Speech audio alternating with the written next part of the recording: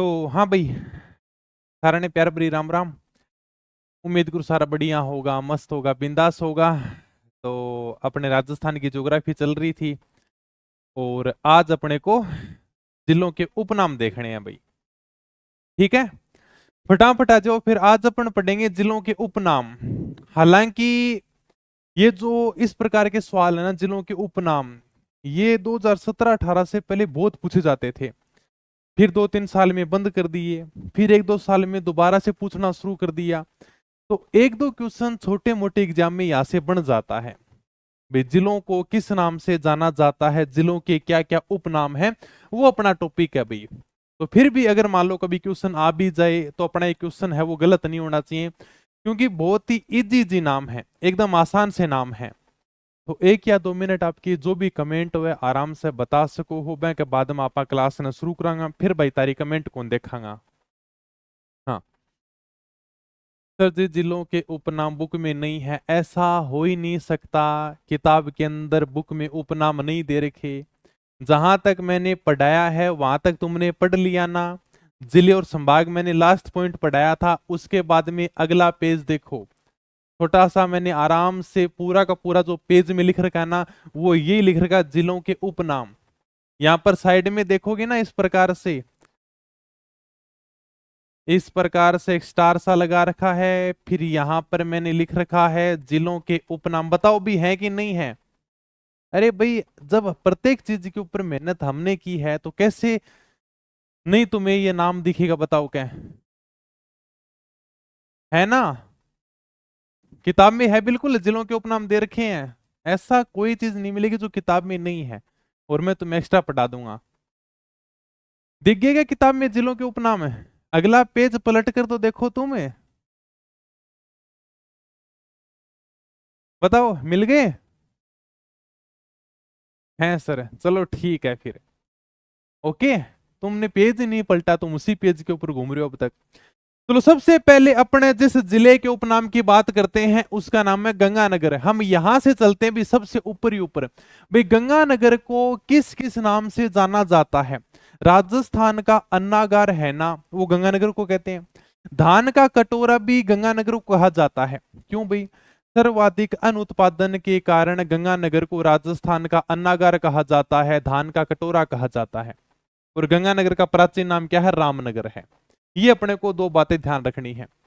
राजस्थान का अन्नागार सर्वाधिक अन्न उत्पादन के कारण है, और धान का कटोरा भी किसको कहा जाता है? गंगानगर को कहा जाता है। रख लोगे ध्यान में, क्योंकि गंगानगर में सर्वाधिक गेहूं कपास होती है, इसलिए गंगानगर को हम राजस्थान का अन्नागार कहते हैं, सबसे ज्यादा अन्न उत्पादन के कारण। बाकी जब हम कृषि पढ़ेंगे तो मैं और भी बता दूंगा भाई। आप देखोगे यानी कि सबसे ज्यादा कृषि कहां पर होती है, सबसे ज्यादा फसलें, सर्वाधिक गेहूं गंगानगर में होती है, और इसको धान का कटोरा भी कहा जाता है। बीकानेर, बीकानेर को कहते हैं ऊन का घर व राती घाटी। राती का मतलब होता है कि लाल। तो बीकानेर के अंदर जो मिट्टी है ना, वो यानी कि लाल बजरी जैसी है भाई।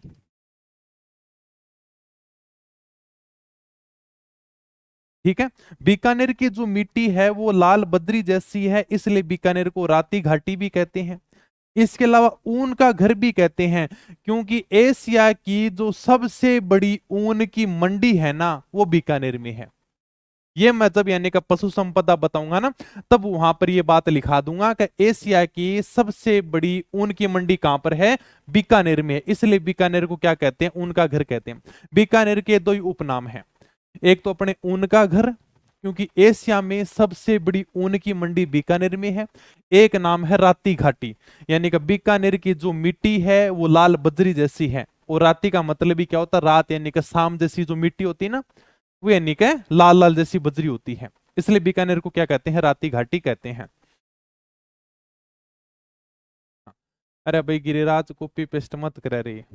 अरे तुम्हें क्या डाउट लगता है कि अरे तुम पढ़ तो लो, इनको याद तो कर लो। जिस दिन तुम्हारी किताब याद हो उस दिन मेरे पास में आ जाना के।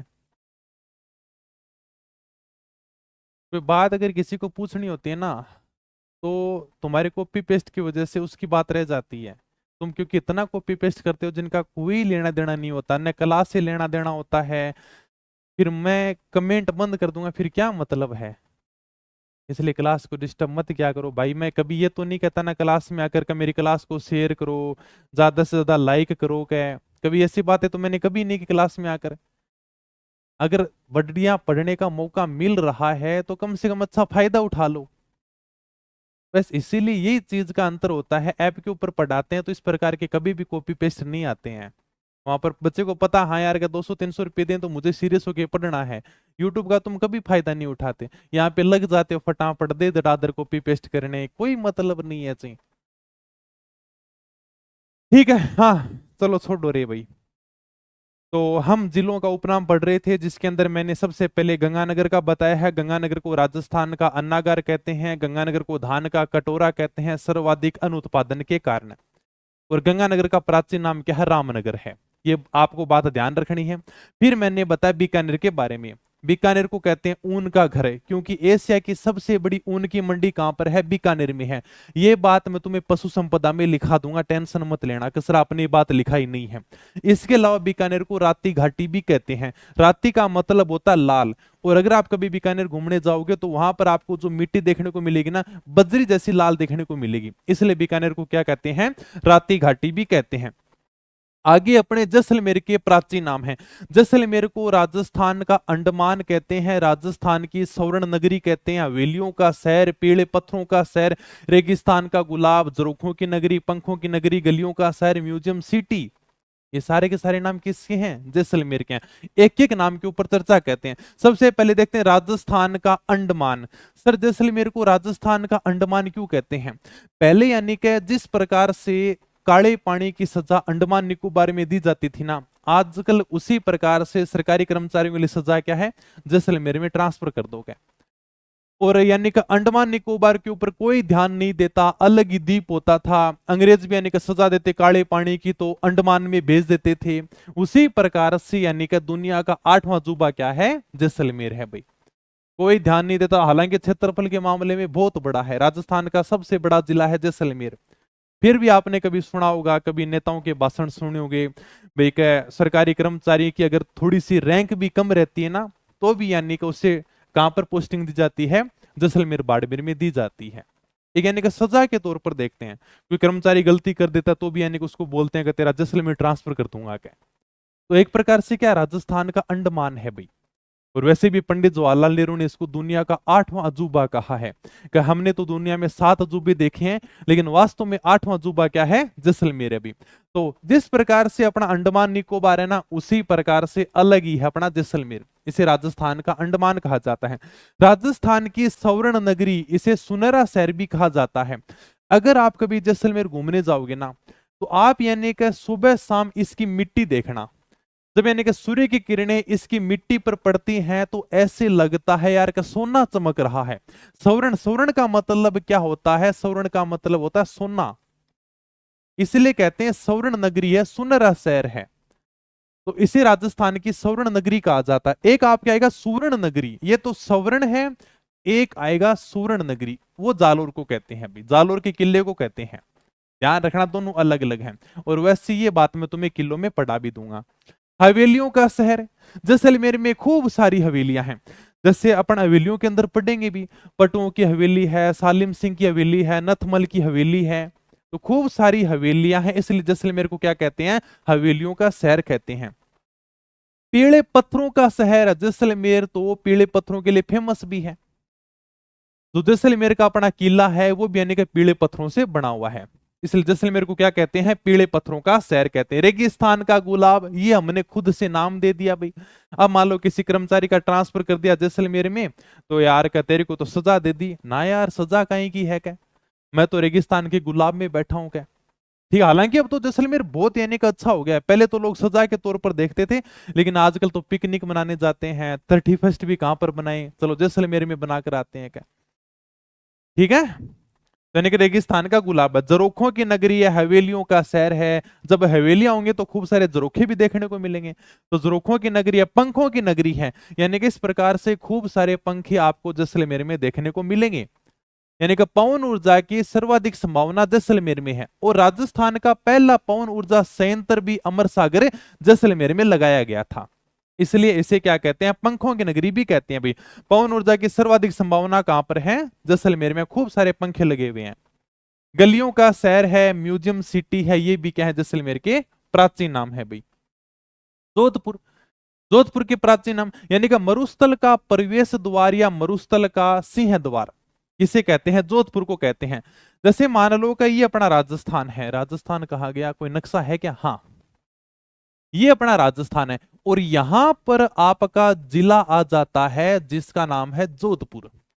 तो जोधपुर को क्या कहते हैं, मरुस्थल का प्रवेश द्वार या मरुस्थल का सिंह द्वार कहते हैं।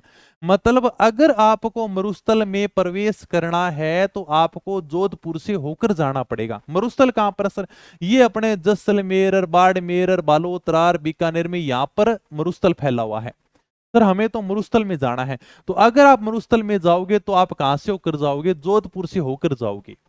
इसलिए जोधपुर को क्या कहते हैं, मरुस्थल का प्रवेश द्वार कहते हैं। मरुस्थल में अगर आपको प्रवेश करना है तो जोधपुर से होकर जाना पड़ेगा, मरुस्थल का प्रवेश द्वार या सिंह द्वार। सूर्य नगरी भी बड़ा फेमस नाम है जोधपुर का, यानी कि सूर्य नगरी बड़ा शानदार नाम है। कहते हैं कि जो जोधपुर की जलवायु है ना, वो इस प्रकार की है कि यहाँ के लोगों को साल भर चमकदार धूप मिलती रहती है, जो इस शहर को अन्य शहरों से थोड़ा अलग करती है। कुछ तो ये भी कहते हैं कि भाई यहाँ पर सूरज वो 8.5 घंटे से ज्यादा चमकता है, और पूरे साल भर यानी कि यहाँ पर चमकदार धूप रहती है। अलग अलग कारण है, अपने को ये ध्यान रखना है कि जोधपुर को क्या कहते हैं, सूर्य नगरी कहते हैं, नीली नगरी भी कहते हैं। अगर आप कभी जोधपुर का मेहरानगढ़ देखने जाओगे, यानी कि अगर कभी मेहरानगढ़ का किला देखने जाओगे ना, तो उसके आसपास में जो घर बने हुए ना, उन घरों को देखना, वो सारे के सारे घर आपको इस प्रकार से नीले कलर में दिखाई देंगे। इसलिए जोधपुर को क्या कहते हैं, नीली नगरी कहते हैं, मतलब ब्लू सिटी कहते हैं भाई। ठीक है, ब्लू सिटी जोधपुर को कहते हैं, व्हाइट सिटी उदयपुर को कहते हैं, पिंक सिटी जयपुर को कहते हैं। तो तीनों के अलग अलग नाम हैं। ओके, तो ब्लू सिटी किसको कहते हैं, अपने जोधपुर को कहते हैं। देख लेना, जैसे मान लो ये आपका मेहरानगढ़ किला है, और इसके आसपास में आप जो भी घर देखोगे ना, सारे के सारे नीले कलर में दिखाई देंगे। हैंडीक्राफ्ट, अच्छा, राजस्थान की विधि नगरी, विधि का मतलब होता है कानून, विधि के अनुसार चलना पड़ेगा, कानून के हिसाब से चलना पड़ेगा। तो राजस्थान की विधि नगरी मतलब राजस्थान की कानून नगरी। जब यानी कि अपना राजस्थान का हाईकोर्ट जोधपुर में है, तो सीधी सी बात है, कहां पर है, जब राजस्थान का हाईकोर्ट ही जोधपुर में, तो जोधपुर को क्या कहेंगे, विधि नगरी कहेंगे, कानून नगरी कहेंगे। हैंडीक्राफ्ट सिटी, यानी कि हैंडीक्राफ्ट का मतलब होता है हाथ से बनी वस्तु के लिए फेमस है। जोधपुर है वो इस प्रकार से हाथ से बनाए गए खिलौने हैं, इस प्रकार से जो मूर्तियां बनाई जाती हैं उसके लिए फेमस है। तो हैंडीक्राफ्ट का मतलब होता है हाथ से बनी चीजों के लिए फेमस होना। तो जोधपुर हैंडीक्राफ्ट सिटी है, हाथ से बनी वस्तुओं के लिए फेमस है। किलों का शहर भी किसको कहा जाता है, जोधपुर को कहा जाता है। राजस्थान का भुवनेश्वर किसे कहते हैं, ओसिया को कहते हैं। ये भी मैंने थोड़ा नोट लगाकर लिख रखा है, यानी कि राजस्थान का भुवनेश्वर किसे कहते हैं, ओसिया को कहते हैं। ओसिया का प्राचीन नाम क्या है, उपकेश पटन है भाई। सर राजस्थान का भुवनेश्वर ओसिया को क्यों कहते हैं, देखो ओसिया 8वीं शताब्दी के हिंदू और जैन मंदिरों के लिए फेमस है भाई। यहाँ के मंदिरों की जो स्थापत्य कला है ना, वो भुवनेश्वर के मंदिरों से बिल्कुल यानी कि मिलती जुलती है। ओसिया के अंदर जो मंदिर बने हुए हैं, उसी प्रकार के मंदिरों की जो स्थापत्य कला है वो भुवनेश्वर के मंदिरों से मिलती जुलती है। इसलिए हमने ओसिया को क्या कहा, राजस्थान का भुवनेश्वर कह दिया। ठीक है, उससे हमने तुलना कर दी। ओसिया का प्राचीन नाम हमें क्या मिलता है, उपकेश पटन मिलता है। ओके, आगे हम बात करते हैं उदयपुर के। उदयपुर के जो प्राचीन नाम है, जैसे जिलों की नगरी है भाई, जिलों की नगरी तो उदयपुर को कहते ही हैं। अगर जिलों को अंग्रेजी में बात करें तो अंग्रेजी में क्या कहते हैं, लेक। लेक का मतलब होता है झील, और नगरी यानी कि सिटी, इसलिए उदयपुर को लेक सिटी भी कहते हैं। मेरा अगर कोई सबसे फेवरेट शहर है ना, तो वह उदयपुर। सच में घूमने फिरने का मजा उदयपुर में ही है। इतना बढ़िया, इतना शानदार शहर है। अगर जिंदगी में कभी आपको मौका मिले तो एक बार उदयपुर जरूर जाना, क्योंकि नौकरी लगने से पहले हमारा भी सपना हुआ करता था यार कि उदयपुर तो घूमने का है। इतना शानदार शहर है, चाहे गर्मी में जाओ सर्दी में जाओ, एकदम शानदार मौसम, सुहाना मौसम। इसे क्या कहते हैं, राजस्थान का कश्मीर कहते हैं। जिस प्रकार का मौसम कश्मीर में होता है ना, उसी प्रकार का मौसम उदयपुर में होता है। ना तो गर्मी पड़ती है ना सर्दी पड़ती है, खूब सारी झीलें हैं, जैसे पिछोला झील है, फतेह सागर झील है, उदय सागर झील है, स्वरूप सागर झील है। इतनी सारी झीलें हैं, इसलिए उदयपुर को क्या कहते हैं, झीलों की नगरी कहते हैं। और बड़ा खूबसूरत शहर है भाई, सच में मुझे सबसे अच्छा और सबसे शानदार शहर ये लगता है। राजस्थान का कश्मीर कहते हैं। इसे पूर्व का वेनिस भी कहा जाता है। वेनिस है वो इटली का एक शहर है, यानी क्या, वेनिस क्या है, वेनिस इटली का एक शहर है भाई। तो जिस प्रकार से वेनिस अपनी संस्कृति, अपने भौतिक स्वरूप के लिए फेमस है ना, उसी प्रकार का भौतिक स्वरूप सेम टू सेम उदयपुर का है। यानी कि जिस प्रकार से इटली का वेनिस शहर दिखता है, उसी प्रकार से हमारा उदयपुर दिखता है। तो हमने इसे क्या कहा, ये तो पूर्व का वेनिस है। इसे जिंक नगरी भी कहा जाता है। हमें पता है कि सर्वाधिक सीसा जस्ता उदयपुर से निकलता है, इसलिए उदयपुर को क्या कहते हैं, जिंक नगरी भी कहते हैं। ये बात मैं तुम्हें खनिज में पढ़ा भी दूंगा। फाउंटेन यानी कि फंवारा, माउंटेन यानी कि पहाड़, फाउंटेन माउंटेन का शहर भी उदयपुर को कहा जाता है। और व्हाइट सिटी भी उदयपुर को कहते हैं। आपके भी यानी कि पिछोला झील देखने जाओ ना, तो आपको इस प्रकार से आसपास में जो घर हैं, इमारतें हैं, वो यानी कि आपको सफेद कलर की देखने को मिलेंगी। लगभग यानी कि जो इमारतें हैं, जो घर हैं, वो सब यानी कि व्हाइट कलर के देखने को मिलते हैं। इसलिए उदयपुर को क्या कहते हैं, व्हाइट सिटी भी कहते हैं। जोधपुर को हम ब्लू सिटी कहते हैं, उदयपुर को हम व्हाइट सिटी कहते हैं। अगर आप कभी जयपुर घूमने जाओगे तो लगभग आपको इमारतें पिंक कलर में देखने को मिलेंगी, इसलिए जयपुर को क्या कहते हैं, पिंक सिटी कहते हैं। ठीक है। डूंगरपुर को क्या कहते हैं, पहाड़ों की नगरी कहते हैं अभी। ठीक है। अगर आपको पहाड़ खूब सारे देखने हैं तो कहां पर जाओ, डूंगरपुर जाओ भी। डूंगरपुर में आपको पहाड़ी पहाड़ देखने को मिलेंगे, तो डूंगरपुर को क्या कहते हैं, पहाड़ों की नगरी कहते हैं। सिरोही, सिरोही को राजस्थान का शिमला कहते हैं अभी। सबसे ज्यादा ठंड कहां पर पड़ती है, सिरोही में पड़ती है अभी।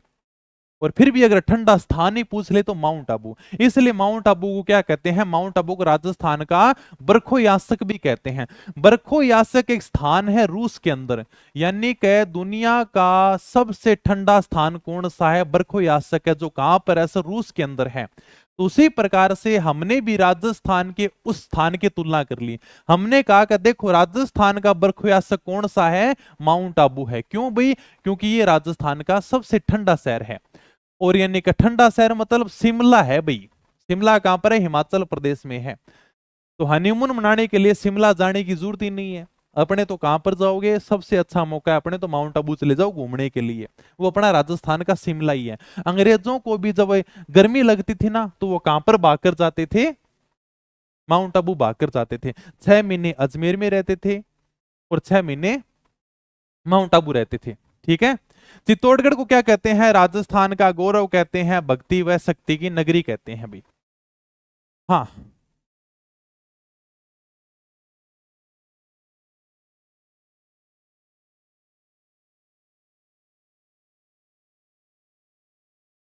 हाँ करा देंगे भाई, ठीक है चलो।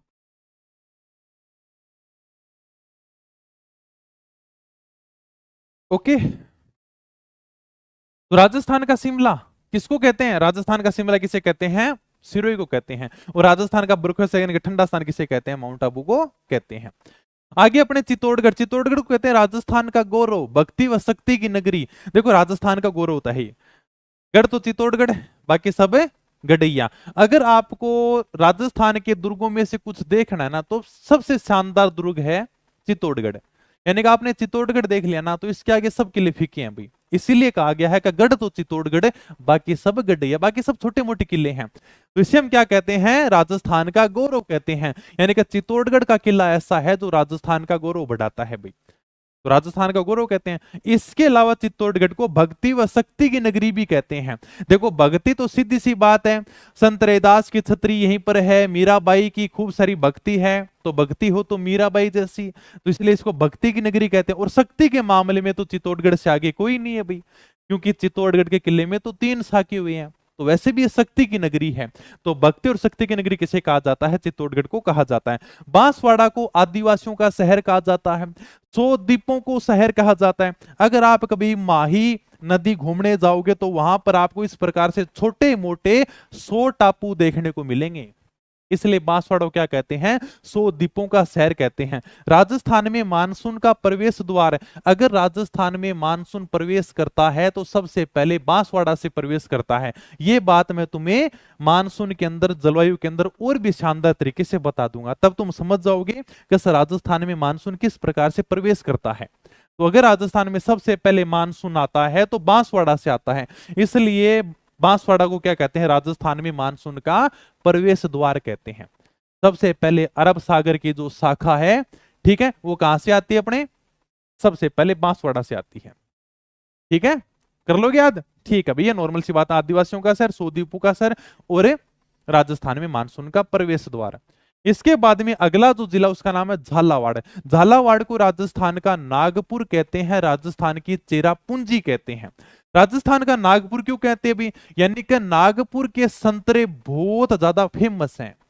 उसी प्रकार से राजस्थान में अगर कहीं के संतरे प्रसिद्ध है ना, तो है झालावाड़ के।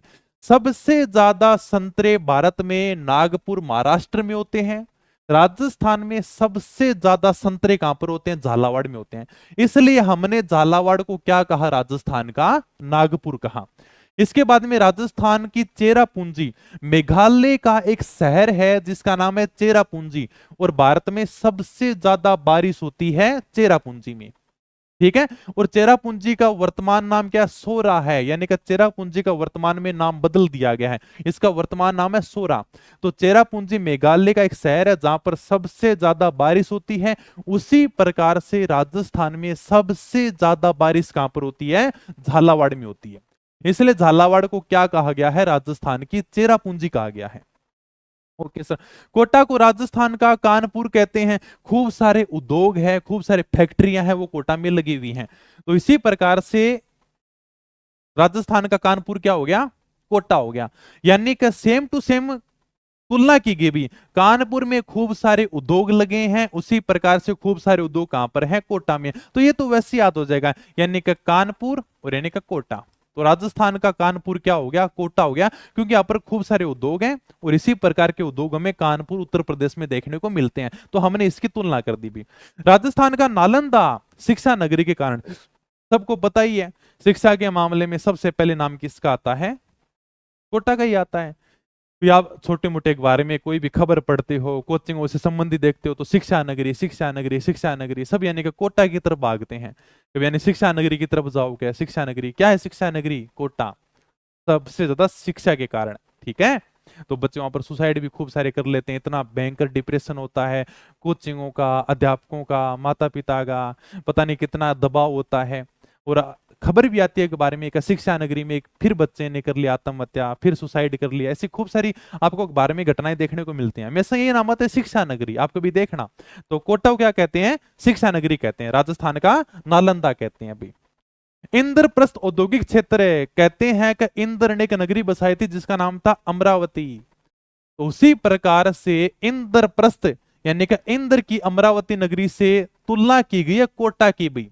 हमारा जो कोटा है ना, वो भी अन्य का इंद्रप्रस्थ से कम नहीं है। इंद्रप्रस्थ औद्योगिक क्षेत्र है ये। औद्योगिक तो वैसे भी हो गया, खूब सारे उद्योगों के कारण है, तो इसको तुलना भी की गई कानपुर के साथ में। और यानी कि इंद्रप्रस्थ, इंद्र की अमरावती नगरी से तुलना की गई इसकी। तो इंद्रप्रस्थ औद्योगिक क्षेत्र भी किसको कहा जाता है?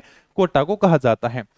उद्यानों का शहर, बगीचों का शहर, खूब सारे गार्डन है भी। ठीक है, तो खूब सारे प्रेमी जोड़ों के बैठने के लिए गार्डन मिल जाएंगे, उद्योग मिल जाएंगे, बगीचे मिल जाएंगे। तो इसे क्या कहा जाता है? उद्यानों का शहर है, बगीचों का शहर कहा जाता है कोटा को। 12 12 को क्या कहते हैं सर? 12 को कहते हैं वराह नगरी और लकड़ी की पहाड़ी और घाटियों की भूमि। देखो वराह नगरी यानी कि 12 के अंदर भगवान विष्णु के वराह अवतार की खूब सारी मूर्तियां मिली हैं, इसलिए 12 को प्राचीन काल में वराह नगरी के नाम से जाना जाता था। सबसे पहले देखो वराह नगरी यानी कि भगवान विष्णु का वराह अवतार है, और उसकी यानी कि यहां पर खूब सारी क्या मिली है? मूर्तियां मिली हैं भाई। ठीक है, तो 12 को क्या कहते हैं? वराह नगरी कहते हैं। समझ जाओगे। तो 12 का प्राचीन नाम क्या है? वरानगरी है।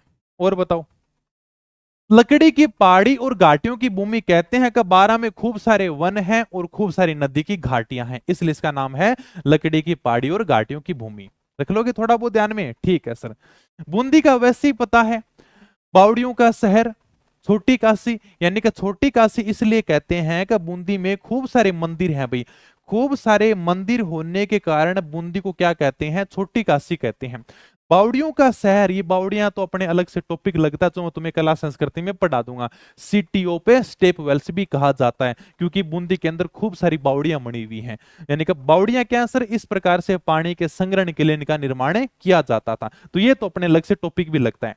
तो बूंदी को क्या कहते हैं? बावड़ियों का शहर कहते हैं। और हर तीसरे चौथे एग्जाम में यह क्वेश्चन रिपीट होता रहता है, बावड़ियों का शहर किसे कहते हैं? सिटी ऑफ स्टेप वेल्स किसे कहते हैं? तो बावड़ियों का शहर किसे कहा जाता है? बूंदी को कहा जाता है। भीलवाड़ा आ गया अभी। भीलवाड़ा क्या कहते हैं? भीलवाड़ा को कहते हैं टेक्सटाइल सिटी। टेक्सटाइल सिटी मतलब वस्त्र नगरी।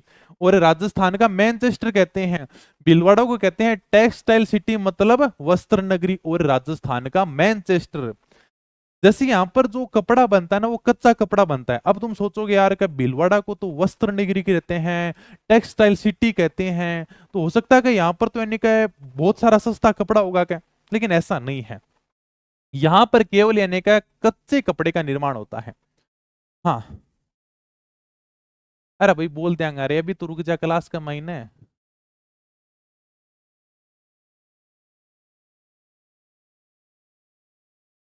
ये बात तुम फोन करके भी तो बोल सकते हो, जब तुम्हें क्लास में मजा आता है क्या कॉपी पेस्ट करने में?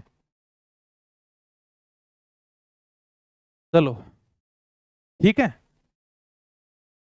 टेक्सटाइल सिटी मतलब वस्त्र नगरी।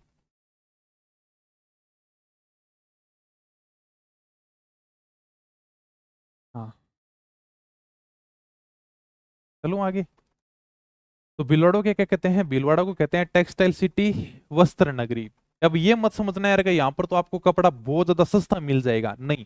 यहाँ पर यानी का जो कपड़ा बनता है ना, वो यानी का कच्चा कपड़ा बनता है। कपड़े के अंदर जो धागे होते हैं ना, धागे बनाने की खूब सारी फैक्ट्रियां हैं यहाँ पर, इसलिए इसको वस्त्र नगरी कहा जाता है। मैंने भी सबसे पहले जब यानी कि किताबों में पढ़ा ना, तब मैं ये सोचता था यार कि भीलवाड़ा को वस्त्र नगरी कहते हैं, तो हो सकता है कि यहाँ पर तो खूब सारा कपड़ा सस्ता होगा। तो मैं यहाँ पर कपड़ा लेने के लिए आया था। तब मुझे बाद में चला गया यहाँ पर कपड़ा बनता है, यानी कि जो कपड़े के धागे होते हैं ना, उसकी फैक्ट्रियां हैं। बाकी वास्तव में कोई कपड़ा सस्ता नहीं है। तुम सोचोगे वस्त्र नगरी है तो पता नहीं कपड़े तो एकदम ही सस्ते सस्ते मिल जाएंगे क्या? ऐसा कुछ नहीं है। तो टेक्सटाइल सिटी कहते हैं, भीलवाड़ा को क्या कहते हैं? वस्त्र नगरी कहते हैं। इस प्रकार से यानी कि भीलवाड़ा में खूब सारे कच्चे धागे की फैक्ट्रियां हैं, वो कच्चा धागा कपड़े बनाने में काम आता है। इसके बाद में इसको कहते हैं राजस्थान का मैनचेस्टर। देखो, मैनचेस्टर इंग्लैंड का एक शहर है जो पूरी दुनिया में सूती कपड़ों के लिए फेमस है। उसी प्रकार से हमने भीलवाड़ा की तुलना किसके साथ में की है? मैनचेस्टर के साथ में की है। तो राजस्थान का मैनचेस्टर कौन हो गया? राजस्थान का मैनचेस्टर भीलवाड़ा हो गया। मैनचेस्टर एक इंग्लैंड का शहर है भाई, और यह शहर पूरी दुनिया में सूती कपड़ों के लिए फेमस है। उसी प्रकार से कपड़ों की बात आती है तो सबसे पहले कौन आएगा? भीलवाड़ा आएगा। तो हमने हमारी भीलवाड़े की तुलना किसके साथ में कर दी? इंग्लैंड के मैनचेस्टर के साथ में कर दी। अब्रक नगरी, ये अपन खनिज पढ़ेंगे। यानी कि भीलवाड़ा में सर्वाधिक अब्रक पाया जाता है, जिसे अंग्रेजी में क्या कहते हैं? माइका भी कहते हैं। ठीक है, इससे तापरोधी ईंटें, चादरें बनाई जाती हैं। इसका कारखाना भी भीलवाड़ा में लगा हुआ है। और तालाबों का शहर, सबसे ज्यादा तालाबों से सिंचाई कहां पर होती है? भीलवाड़ा के अंदर होती है। तालाबों का शहर किसे कहते हैं? भीलवाड़ा को कहते हैं। खूब सारे तालाब है यहाँ पर। ओके। फिर मैंने नीचे नोट लगाकर लिखा है कि धीरे धीरे राजस्थान का नवीनतम मैनचेस्टर कौन बन गया? भिवाड़ी बन गया। लोगों को पता ही नहीं चला, और एक नया मैनचेस्टर निकल कर आ गया जिसका नाम है भिवाड़ी, जो कहां पर है? खैरतले तिजारा में है। तो राजस्थान का नवीनतम मैनचेस्टर मतलब नया मैनचेस्टर कौन सा है? भिवाड़ी है, जो खैरतल तिजारा में है। सिंपल सा क्वेश्चन आएगा, राजस्थान का मैनचेस्टर किसे कहते हैं? भीलवाड़ा को। राजस्थान का नवीनतम मैनचेस्टर किसे कहते हैं? भिवाड़ी को कहते हैं। ओके, ठीक है भाई। आगे आ जाओ भी, अजमेर। बिल्कुल सर, भीलवाड़ा के बाद में अजमेर आओ। अजमेर को कहते हैं राजस्थान का हरदे, राजपुताने की कुंजी, भारत का मक्का, राजस्थान का नाका। ये इसके चार नाम हैं। राजस्थान का हरदे क्यों कहते हैं? देखो, अजमेर में बैठकर आप यानी कि पूरे के पूरे राजस्थान को क्या कर सकते हो? कंट्रोल कर सकते हो। पृथ्वीराज चौहान की कभी राजधानी रहा करती थी अजमेर। मुगल भी यानी कि अगर राजस्थान को कंट्रोल करते तो कहां से करते थे, अजमेर से करते थे। उसके बाद में अंग्रेज आए तो अंग्रेज भी कहां पर बैठते थे, अजमेर में बैठते थे। कुल मिलाकर अगर आपने अजमेर को जीत लिया ना तो आपने राजस्थान को जीत लिया। तो ये राजस्थान का हार्ट है भाई, राजस्थान का दिल है, एकदम बीचों बीच है। तो राजस्थान का हृदय कौन सा हो गया, अजमेर हो गया। राजपूताने की कुंजी, कुंजी यानी क्या, ताला खोलने के लिए चाबी की जरूरत होती है, ठीक है। तो ये एक प्रकार से क्या है, कुंजी है, राजपूताने की कुंजी है। आप अजमेर को जीत लो, अजमेर में आकर बैठ जाओ, आप पूरे के पूरे राजपूताना के ऊपर कंट्रोल कर सकते हो। तो ये क्या होगी, राजपूताने की कुंजी होगी भाई। भारत का मक्का कहते हैं, मुस्लिम संप्रदाय का जो सबसे बड़ा तीर्थ है वो सऊदी अरब के अंदर मक्का है। उसी प्रकार से अगर भारत में बात करें ना तो भारत में सबसे बड़ा कौन से, अपने ख्वाजा साहब की दरगाह है जो अजमेर के अंदर है। इसलिए अजमेर को क्या कहते हैं, भारत का मक्का कहते हैं। और राजस्थान का नाका भी अजमेर को कहा जाता है। खूब सारे विदेशी आक्रमण को रोकने का काम किया अजमेर ने। सबसे ज्यादा विदेशी आक्रमण कहां पर हुए हैं, अजमेर के किले पर हुए हैं। इसे क्या कहा जाता है, राजस्थान का नाका भी कहा जाता है। ये नॉर्मल से नाम थे भी। भरतपुर, भरतपुर को राजस्थान का प्रवेश द्वार कहा जाता है और राजस्थान का पूर्वी सिंह द्वार कहा जाता है। यानी कि राजस्थान का प्रवेश द्वार, अगर आपको राजस्थान में प्रवेश करना है तो कहां से आओगे, भरतपुर से आओगे। सर आ तो कहीं से सकते हैं, चूरू से आ जाएंगे, झुंझुनू से आ जाएंगे, हनुमानगढ़ से आ जाएंगे, कहीं से राजस्थान में प्रवेश कर सकते हैं, कर सकते हैं अभी। लेकिन हमारी किताबें ये कहती हैं कि राजस्थान का प्रवेश द्वार तो भरतपुर ही है। आप यानी कि भरतपुर से ही राजस्थान में प्रवेश कर सकते हो। इसके अलावा इसको राजस्थान का पूर्वी सिंह द्वार भी कहा जाता है, ठीक है। ओके भाई। धौलपुर को कहते हैं रेड डायमंड, यानी कि लाल पत्थरों की वजह से धौलपुर का नाम पड़ा है रेड डायमंड।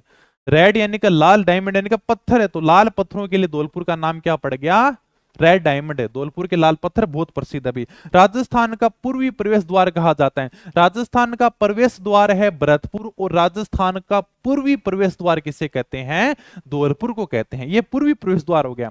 डांग का राजा यानी कि चंबल नदी जहां से बहती है, जो उत्कात स्थलाकृतियां बनती है, उसे क्या कहते हैं, डांग क्षेत्र कहते हैं। ये मैं थोड़ा सा विस्तार से बताऊंगा आगे भौतिक प्रदेश में कि सर डांग क्षेत्र होता क्या है, तो वहां पर तुम्हें समझ में आएगा। डांग का राजा तो कहते हैं धौलपुर को और डांग की रानी कहते हैं करौली को, बिल्कुल इसके पास में ही है। ये अपने डांग का राजा हो गया और ये रानी होगी, बिल्कुल राजा रानी पास में बैठे हैं। ये तो राजा हो गया और ये रानी होगी। तो पूछ लेकर डांग का राजा किसे कहते हैं, डांग का राजा कहते हैं धौलपुर को, और डांग की रानी किसे कहते हैं, रानी इसके बिल्कुल पास में बैठी रानी कहते हैं करौली को। और धौलपुर का एक प्राचीन नाम भी मिलता है, क्या नाम मिलता है सर, कोठी। कोठी यानी कि धौलपुर का प्राचीन नाम है, ठीक है, कर लोगे, ठीक है, ये नॉर्मल सी बातें हैं सर। डांग की रानी भी मैंने बताया, डांग का राजा धौलपुर, डांग की रानी करौली। और इसके अलावा करौली का प्राचीन नाम भी मिलता है जिसका नाम है गोपाल पाल। गोपाल यानी कि देखो करौली के अंदर भगवान श्री कृष्ण के यादव वंश का शासन रहा था, सीधी सी बात है। और भगवान श्री कृष्ण को क्या कहते हैं, गोपाल कहते हैं।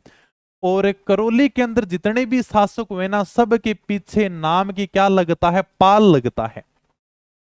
पाल का मतलब होता है गायों को पालने वाला, इसलिए गोपाल पाल करौली का प्राचीन नाम रहा है।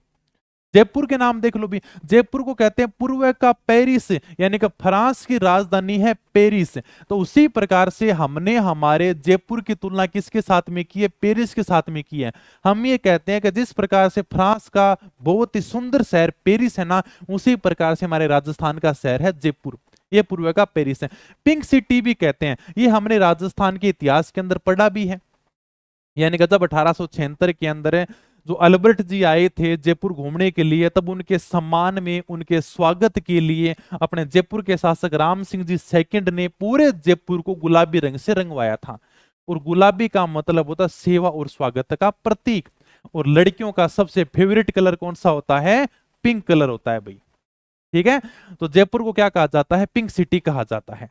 रख लोगे ध्यान में, क्योंकि जयपुर की लगभग आपको इमारतें इसी प्रकार की पिंक कलर की देखने को मिलेंगी, लगभग इमारतें, इसलिए जयपुर को क्या कहते हैं, पिंक सिटी कहते हैं। सिटी ऑफ आइसलैंड भी कहते हैं। यानी कि जयपुर शहर को योजनाबद्ध तरीके से बसाया गया था। सवाई जय सिंह ने जयपुर शहर को इस प्रकार से बसाया कि आज भी यानी कि वहां पर ऐसी कोई ट्रैफिक की प्रॉब्लम नहीं है, खूब सारी चौड़ी चौड़ी सड़कें हैं, यानी कि 2-2 ट्रक आराम से गुजार लोग हैं। बहुत शानदार योजनाबद्ध तरीके से वास्तुशास्त्र के हिसाब से पूरे जयपुर को बसाया गया है।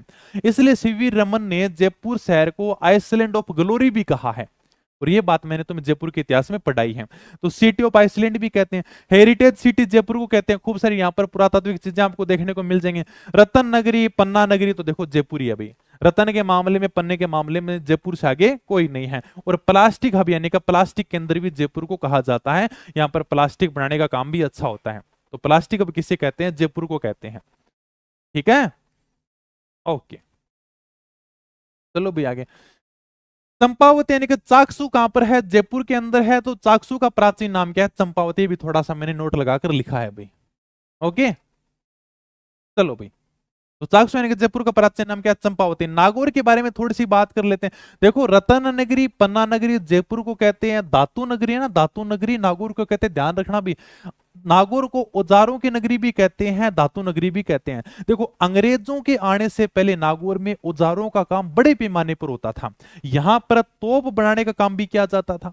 पहले यहाँ पर यानी कि तोप बनाए जाते थे। अंग्रेज आए, अंग्रेजों ने मना कर दिया कि अब यानी कि नागौर में कोई भी तोप बनाने का काम नहीं करेगा। फिर यहाँ के लोगों ने ताले, चाबियां बनाने शुरू कर दी। यानी कि लोहे के जो औजार है ना, वो बड़ी मात्रा में यहाँ पर बनाए जाते हैं। तो पुरुषों के साथ में महिलाओं की भी बहुत अच्छी भागीदारी रही है। इसलिए नागौर को क्या कहते हैं? औजारों की नगरी कहते हैं। इसके अलावा इसको धातु नगरी भी कहते हैं। भाई, जब लोहे का सामान बन रहा है, औजार बन रहे हैं, तो धातु नगरी तो अपने आप ही होगी। ये भी क्या एक प्रकार की धातु है, तो इसलिए इसे क्या कहते हैं? धातु नगरी कहते हैं। झुंझुनू को क्या कहते हैं? झुंझुनू को तांबा जिला कहते हैं। झुंझुनू में खेतड़ी के आसपास में तांबे के खूब सारे भंडार मिले हैं, और हिंदुस्तान कॉपर लिमिटेड द्वारा यहाँ पर तांबे की खानों का संचालन किया जा रहा है, तांबे के उत्खनन किए जा रहे हैं। तो तांबे की जब बात आ जाए तो तांबा जिला कौन सा हो जाएगा? झुंझुनू हो जाएगा। क्यों सर? क्योंकि खेतड़ी है ना झुंझुनू में, पहले तो नीम का थाना में था, फिर हट गया। तो खेतड़ी यानी का झुंझुनू में, वहां पर तांबे के खूब सारे भंडार मिल रहे हैं। हिंदुस्तान कॉपर लिमिटेड वहां पर बढ़िया काम कर रही है, और तांबे की खानों का वही संचालन कर रही है। इसलिए झुंझुनू को क्या कहते हैं? तांबा जिला कहते हैं। टोंक को कहते हैं नवाबों की नगरी। बस हो गया, आपके जिलों के उपनाम कंप्लीट है। नवाबों की नगरी हमने इतिहास में पढ़ा था। 15 नवंबर 1817 को अमीर खां पिंडारी ने अंग्रेजों के साथ में सहायक संधि की थी, और अंग्रेजों ने अमीर खां पिंडारी को नवाब की उपाधि दी थी, और इनको टोंक रियासत दे दी थी। इसलिए टोंक को क्या कहते हैं? नवाबों की नगरी कहते हैं। अमीर खां पिंडारी को नवाब की उपाधि मिली थी। ठीक है, तो टोंक को नवाबों की नगरी कहते हैं। सांचौर को राजस्थान का पंजाब कहते हैं।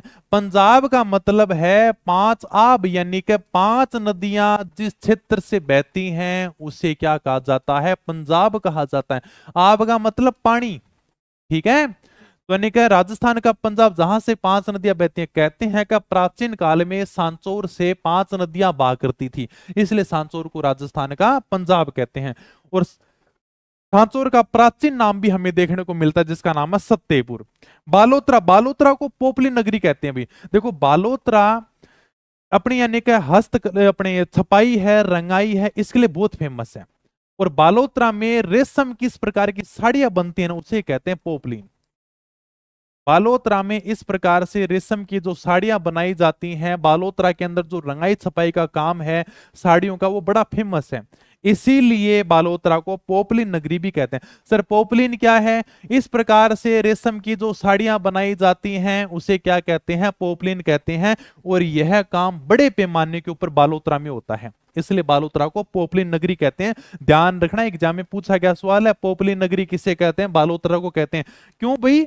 वैसे याद, इधर अपने को इतना ही ध्यान रखना, पोपली नगरी किसे कहते हैं। लेकिन है क्या सर पोपली नगरी? यानी कि इस प्रकार से सर रेशम के धागों से साड़ियां बनाई जाती हैं, उसे हम पोपलिन कहते हैं। और यह काम रंगाई छपाई का, साड़ियों का बालोतरा में बड़े पैमाने पर होता है। शेखावाटी का सिंह द्वार, अगर आपको शेखावाटी में प्रवेश करना है तो डीडवाना से होकर जाना पड़ेगा। डीडवाना को शेखावाटी का प्रवेश द्वार कहा जाता है, शेखावाटी का सिंह द्वार कहा जाता है। तो डीडवाना को क्या कहते हैं? शेखावाटी का सिंह द्वार कहते हैं। तो इसी के साथ में आपका यह टॉपिक जिलों के उपनाम वाला कंप्लीट हो जाता है। और 5 पेज आपकी किताब की कंप्लीट हो गए। टोटल 110 पेज हैं। धीरे धीरे सारे पेज कंप्लीट हो जाएंगे। इसके बाद में आपका भौतिक प्रदेश बड़ा टॉपिक है, उसको लेकर आऊंगा।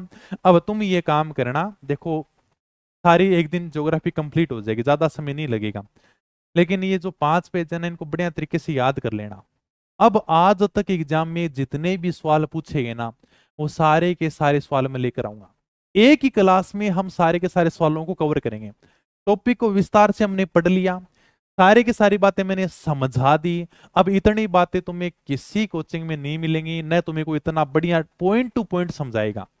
एक एक चीज समझाई मैंने, यानी कि सामान्य परिचय से लेकर अंतिम यानी कि पूरे जिलों के उपनाम तक सारी बातें बता दी हैं। अब टॉपिक को बढ़िया तरीके से पढ़ लेना, अलग से तुम्हें नोट्स बनाने की जरूरत ही नहीं है, किताब तुम्हारे हाथ में है। नोट्स बनाने से अच्छा है कि एक बढ़िया तरीके से किताब आ रखी है, इसको बढ़िया पढ़ते रहो, इसको याद करते रहो। और अब यानी कि एग्जाम में आए हुए क्वेश्चन देखेंगे अपन, ठीक है, ताकि तुम्हें पता चलेगा कि वास्तव में सर आप किस लेवल का पढ़ा रहे हो, एग्जाम में किस प्रकार के क्वेश्चन पूछे जाते हैं। तुम कभी कहते हो कि सर आपकी किताब का लेवल क्या है। अरे भाई मैं कुछ नहीं कहूंगा, टॉपिक को पढ़ लिया ना, अब एग्जाम में सारे के सारे क्वेश्चन लेकर आऊंगा। यानी कि छोटी भर्ती से लेकर बड़ी भर्ती तक, चाहे फर्स्ट ग्रेड हो, सेकंड ग्रेड हो, चाहे थर्ड ग्रेड हो, चाहे आरएस हो, चाहे प्रोफेसर हो, कोई भी भर्ती हो, चाहे पुलिस हो, चाहे तुम्हारी फोर्थ ग्रेड हो, हर भर्ती का सवाल लेकर आऊंगा। आज तक जितने भी सवाल पूछे गए ना आज तक, वो सारे के सारे सवाल अपन इस टॉपिक के कंप्लीट करेंगे, ठीक है। तो मिलेंगे फिर नई वीडियो में, तब तक धन्यवाद, थैंक यू, जय हिंद, जय भारत।